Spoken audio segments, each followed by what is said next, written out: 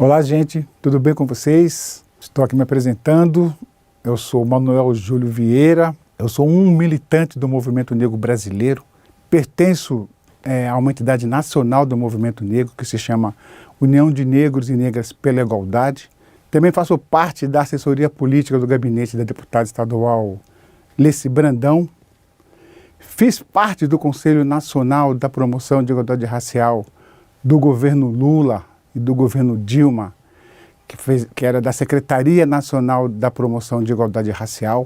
Esse Conselho Nacional era um conselho composto por entidades do movimento negro e também fazia parte agentes dos ministérios, em particular da educação, da saúde, da habitação. Então era um conselho extremamente atuante na época, não é? E também faço parte de uma articulação nacional que compõe em torno de 14 entidades do movimento negro. É uma articulação que se chama Convergência Negra. E a gente tem atuado já há 9 anos na luta de combate ao racismo e pela política da promoção de igualdade racial. A gente procura incidir no processo, em particular no processo eleitoral. Então a gente discute, não é, a participação dos negros e negras nos espaços de poder, não é? Então a gente ajuda, orienta, constrói propostas para os candidatos a governo de estado, a prefeitos, a presidente da República, em particular esse ano, o ano passado, não é? No processo eleitoral, tivemos uma participação muito forte, muito firme no processo aqui da retomada da democracia no Brasil, através aqui da eleição do presidente Lula, não é? Eu vou falar aqui um pouco sobre o antirracismo na prática, no setor público como agente de transformação, não é? Então aqui nós vamos procurar fazer um certo balanço, não é? Qual é o papel do setor público, né, nas políticas da promoção de igualdade racial. Então isso que eu vou procurar aqui abordar com vocês. Então, primeiro, é importante a gente saber, o Estado, né, enquanto órgão, enquanto gestor, né, é o principal agente, é o principal instrumento de políticas públicas. Não existe outro caminho, não existe outra forma que não seja pela mão do Estado. Por que o Estado? Porque o Estado é maior que arrecada recursos públicos, né? Ele está no Estado todo, através dos ministérios, através dos seus agentes públicos, através dos governos municipais, através das prefeituras. Então, o principal agente responsável de fazer a grande transformação, né, que pode ajudar a viabilizar, é o Estado, né? É o Estado. Ele é o principal agente. É ele que mantém um recurso público, né, que possa, então, a gente construir as políticas públicas. Sendo assim, né, se o Estado é o principal agente nesse papel político, então quando a gente fala, né, hoje virou uma certa moda falar do racismo estrutural, né? Então hoje se fala muito do racismo estrutural. Então o que seria esse racismo estrutural? Se nós estamos falando que o Estado joga o principal papel, nós precisamos então inverter a lógica. Nós vivemos, e todos nós sabemos disso, numa sociedade extremamente desigual, né? É muita pobreza, é muito desemprego, é muita discriminação. Então a gente precisa reverter a lógica da estrutura da nossa sociedade brasileira. Então o racismo estrutural, quando se fala muito do racismo estrutural, nós estamos tratando do que exatamente? Né? Da necessidade da distribuição, né, de recursos financeiros. Estamos falando de uma democracia mais popular, porque a democracia ainda não chegou em todas as áreas do nosso país.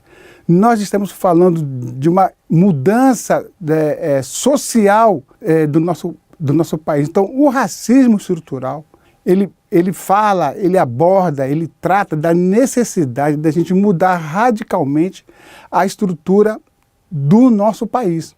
Por quê? Porque o racismo, ele não é nada mais, nada menos do que a exploração de uma raça sobre a outra raça. Então hoje no mundo, vamos dizer assim, no mundo todo, né? Nós sabemos disso, isso é falado abertamente, né? Então tem uma elite branca que detém a ordem política e econômica do mundo todo. É só a gente ver a condição que os países africanos vivem, né? De miséria, de guerra, né? Foram invadidos, explorados, a partir do quê? A partir dos países europeus, na sua grande maioria, né? Dominado por elites brancas. Então, o racismo não é nada mais, nada menos do que uma exploração de uma raça sobre uma outra raça. O racismo estrutural é isso. Então, para inverter essa lógica, então nós temos que mudar a estrutura do nosso país. E nós sabemos que as condições sociais hoje do nosso país, para mudar essa estrutura social, né, vai demorar. Né? Acho que as condições políticas, né, do nosso povo ainda está muito distante para mudar essa condição social, onde haja uma melhor distribuição de renda, de moradia, de saúde, de estudo. Né? Acho que nós vamos aí levar um certo tempo para, de fato, mudar essa estrutura, essa condição social. E como isso vai demorar, então é por isso que nós brigamos, lutamos pelas políticas públicas, por políticas de ação afirmativa, mesmo nas condições de desigualdade, né, que o nosso país vive. E aí também que entra a luta do movimento negro brasileiro, né, que tem jogado um papel extremamente importante nesse processo de luta social, nesse processo da desigualdade social. Então foi o movimento negro brasileiro que trouxe à tona para o Brasil essa formulação do racismo estrutural e também que trouxe à tona as possibilidades da gente construir, né, as políticas públicas alternativas, né, seja a partir dos governos, do governo federal, dos governos estaduais e das prefeituras municipais. Então, o movimento negro tem sido o principal agente, pensador, elaborador, que tem discutido, tratado com os agentes públicos das 3 esferas do nosso país. Então nós temos aí um conjunto de entidades do movimento negro, seja através das mulheres negras, da juventude negra, dos coletivos de cultura das nossas grandes cidades aqui do nosso país, as principais entidades nacionais do movimento negro.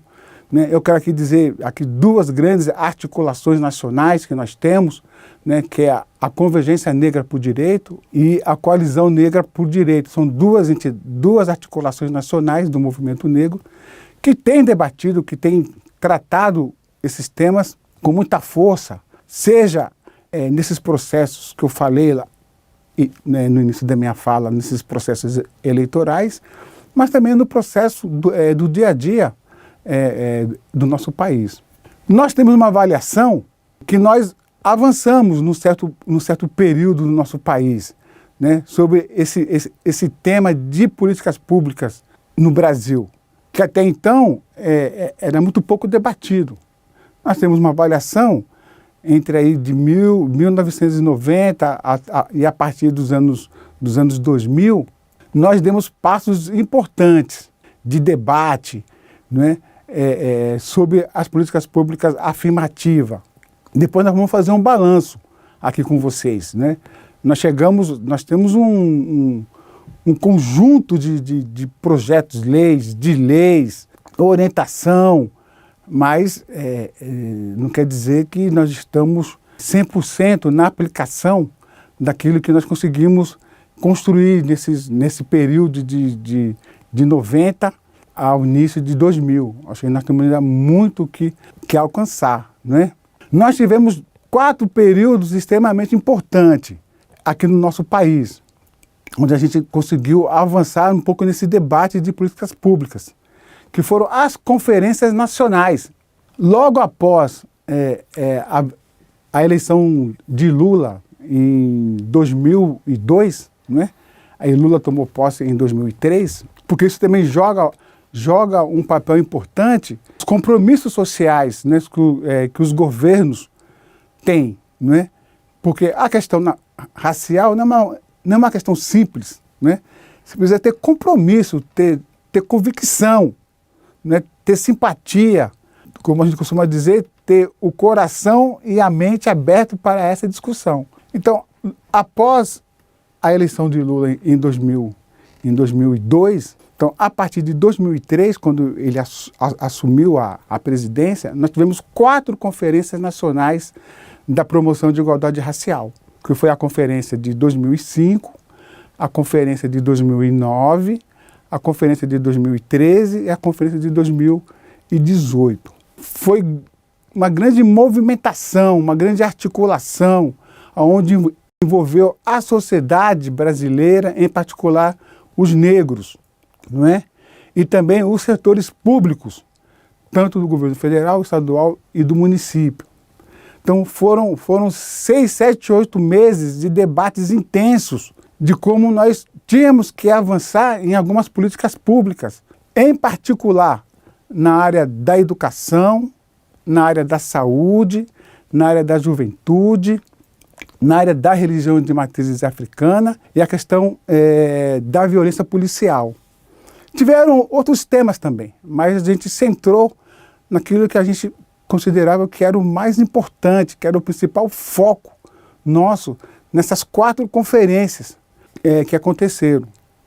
E também, é claro, a questão do espaço do poder, essa necessidade dos negros e negras ocuparem o espaço de poder. Porque você só pode viabilizar as políticas públicas também com a presença dos negros nos espaços de poder, porque você precisa da caneta, você precisa do recurso público. Aquilo que eu disse lá no início. Você só viabiliza as políticas públicas com recurso público, com estrutura. Fora isso, só vai ficar no papel.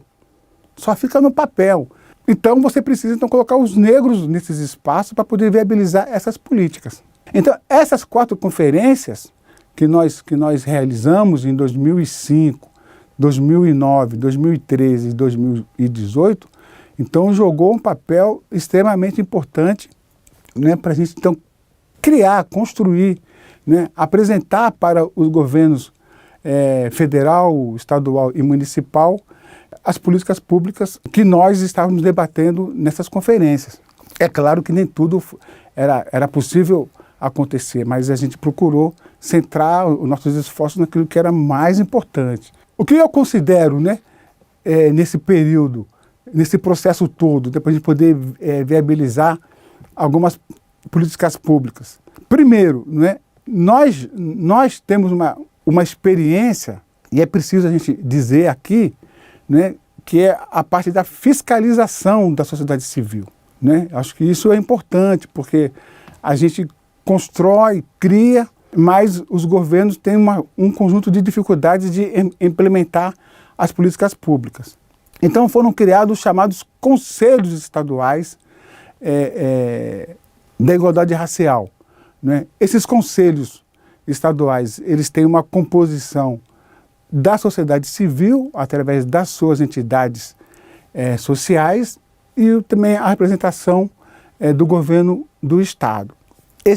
Esses conselhos estaduais, os conselhos municipais, eles não têm o papel e a obrigação de implementar as políticas públicas, né? Até porque eles não têm recurso para isso. O papel deles é de fiscalizar, acompanhar, propor, pensar.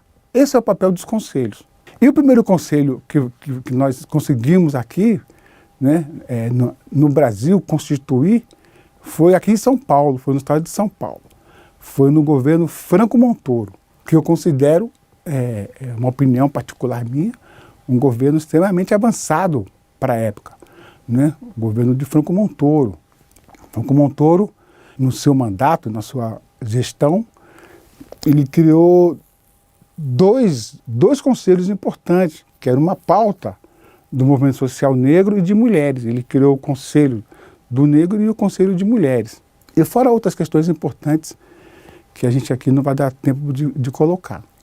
Mas foi em 1984, a partir do governo Montoro, que nós então constituímos o primeiro Conselho Estadual do Negro do Brasil, né? Esse conselho existe até os dias de hoje. Esse conselho serviu de exemplo para outros estados também constituir os seus conselhos estaduais.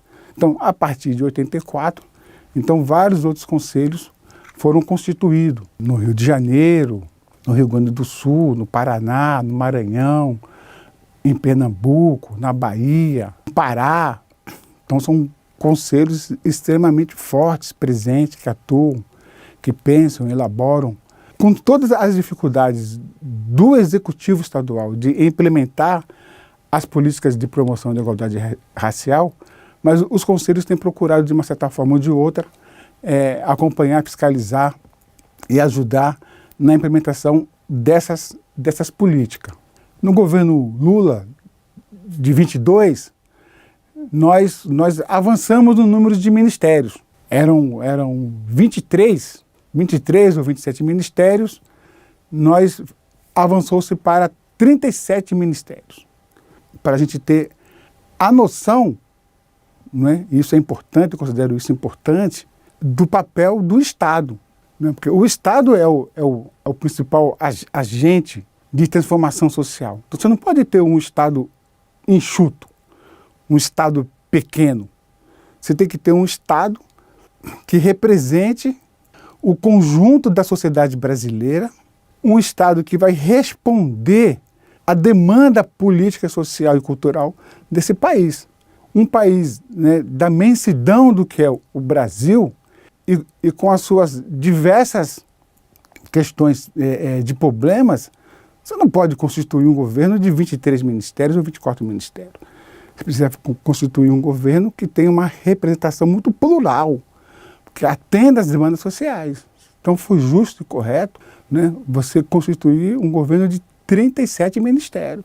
E aí entrou, então, o Ministério da Promoção da Igualdade Racial, que nós não tínhamos antes. Nós tínhamos uma secretaria nacional, que era a CEPIR.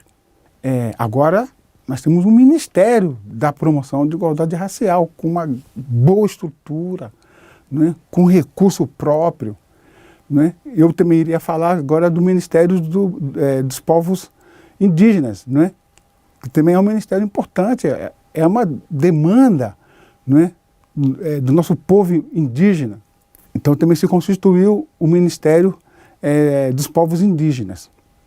Mas eu vou aqui tratar mais sobre esse ministérios, o Ministério da Promoção de Igualdade Racial, que foi constituído, né, no ano de 2022, mas que vai começar a funcionar no ano de 2023. Isso é um ganho nosso, né, do movimento negro brasileiro, do movimento negro social, né, por conta da luta, da promoção de igualdade racial que o nosso país hoje briga, desenvolve, debate, questiona, né?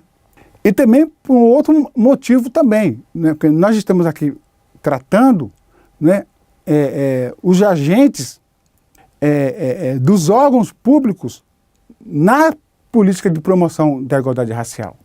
Né? Esse é o nosso tema. Né? Qual que é o nosso papel, né, dos agentes públicos? E nós sabemos, pela questão do racismo estrutural, né, a nossa sociedade, os nossos agentes públicos são poucos que dominam, que têm conhecimento, que têm acesso, a não ser aqueles agentes que têm uma atuação, né, mais diretamente voltada para a questão social, nas suas áreas técnicas profissional, seja na saúde, na educação, na moradia, na questão da mulher. Fora isso, infelizmente, a estrutura dos governos estaduais, da prefeitura, mesmo do governo federal, ainda tem uma grande limitação de compreender a importância da implementação dessas políticas públicas. Há um esforço sistemático do movimento negro e também por parte de alguns órgãos públicos. Não dá para fechar os olhos em relação a isso. Mas ainda é insuficiente do ponto de vista da demanda, né, que o nosso país tem. A população negra ela é representada hoje em torno de 54% 56%. A nossa representação nos poderes executivos municipais e estadual é pequeno, não é? Também nos espaços de vereadores, deputado estadual, federal, aumentou um pouco, mas esse aumento ainda é muito pequeno, né, de 54% a 56% de homens e de mulheres negras no nosso país. Então há uma contradição que nós precisamos tratar isso, precisamos resolver isso. E não existe outro caminho. Tem algumas pessoas que acham, não, esse negócio aí de favorecer um em detrimento do outro, isso também é racismo, não é? Isso não está certo, isso está errado. Não. Políticas públicas, primeiro que não é uma invenção do Brasil. Política de ação afirmativa não é uma invenção brasileira. Todos os países, né, que fizeram grandes transformações sociais, transformações democráticas, populares, que mexeu com a base social, com a base econômica, fizeram políticas afirmativas, fizeram políticas de afirmação social para atender aquela massa de pessoas que estavam fora do mercado de trabalho, que viviam em condições precárias, de miséria, sem educação. Vamos estudar aqui as grandes revoluções, né? Revolução Russa, a Revolução Chinesa, Revolução Cubana, a Francesa, várias revoluções sociais populares, eles tiveram políticas públicas. Então não é novidade, não é uma coisa inventada pelo Brasil. Os americanos também, né, na década de 60, os negros americanos, através das suas políticas de ação afirmativa. Então é uma política justa e correta. O que nós precisamos fazer aqui no Brasil, avançar na aplicação dessas políticas públicas. Avançar. Nós temos aquilo que eu falei, nós temos um conjunto de normas, um conjunto de orientação, de leis. Eu vou tratar isso mais lá na frente, mas que é muito pouco aplicado. Acho que esse vai ser o nosso desafio. Acho que esse é o desafio do poder público brasileiro, nas 3 esferas, é aplicar. Se nós conseguimos aplicar 50% do Estatuto da Promoção da Igualdade Racial, que foi aprovado no Congresso Nacional em 2010, aplicar 50%, nós vamos dar passos significativos de transformação social no nosso país. 50%. Eu tenho certeza que muito mais da metade de órgãos públicos não conhece o Estatuto da Promoção da Igualdade Racial, com todo o esforço, né, que nós fizemos, que fez o movimento negro, desconhece o Estatuto da Promoção da Igualdade Racial. O Estatuto como se fosse o SUS, ou o ECA, ou o Estatuto da Criança e Adolescente. O Estatuto da Promoção da Igualdade Racial é isso. Só que, infelizmente, uma parcela considerável dos poderes públicos do nosso país ainda não dominaram, não tiveram acesso, enfim, um conjunto de fatores que ainda não dominam o Estatuto da Promoção da Igualdade Racial, que é um grande instrumento que foi constituído, inclusive, a partir das conferências de 2005, 2009 e 2013. O Estatuto foi aprovado em 2010. E fora as leis, né, que nós vamos procurar aqui tratar. Então, eu acho que no primeiro momento, eu acho que é isso. Eu procurei aqui dar um resumo para vocês aqui, né, porque a gente não pode entrar diretamente naquilo que nós já temos constituído sem ter um pouco do conhecimento da luta, da importância, o que precisa ser feito, de onde surgiu, como surgiu, quais são os principais agentes, né? Eu acho que o movimento negro é um dos principais agentes, mas tem outros setores da nossa sociedade que também ajudaram a gente nesse processo todo, na academia, no movimento sindical, mas o principal agente nesse processo todo foi o movimento negro, tem sido o movimento negro, não é, que vai jogar um papel importante aí nesse processo de transformação social, na implementação das políticas públicas que o nosso país precisa, né? Acho que nós não podemos mais viver em pleno século XXI, nesse processo de desigualdade social, racial, econômico-cultural que nós vivemos. Nós precisamos trazer os 57% de brasileiros para o mercado de trabalho, né? Isso é inadmissível. Como é que você tem uma nação do tamanho do Brasil que uma parte dela, né, sofre um conjunto de violência social, política e econômica? Isso não pode acontecer, nós temos que fazer a transformação. E nós achamos que um dos passos dessa transformação são as políticas de promoção de igualdade racial. Então nós temos a política da questão da violência da juventude negra, nós temos a política de educação, tem a questão da saúde, que nós vamos tratar aqui no segundo momento aqui da nossa aula. Gente, obrigado aqui, estamos juntos, um abraço, espero que eu tenha ajudado aqui vocês nesse processo aqui de um pouco de conhecimento aqui da luta racial e das políticas públicas racial aqui do nosso país.